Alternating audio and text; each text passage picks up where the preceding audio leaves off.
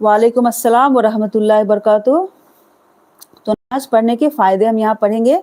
नमाजी आदमी का बदन और कपड़े पाक साफ और सुथरे रहते हैं। जो नमाजी होते हैं उनके कपड़े क्या होते हैं, और बदन और कपड़े साफ और सुथरे रहते हैं। पहला फ़ायदा क्या है कि हम पाक साफ रहते हैं और हमारा कपड़ा भी पाक रहता है। ठीक है, नमाजी आदमी बावजू होता है और पाक साफ रहता है। ठीक है, पहला हो गया। नमाजी आदमी से अल्लाह राजी और खुश होता है। ठीक है, यहाँ खुदा की जगह हम पढ़ेंगे अल्लाह।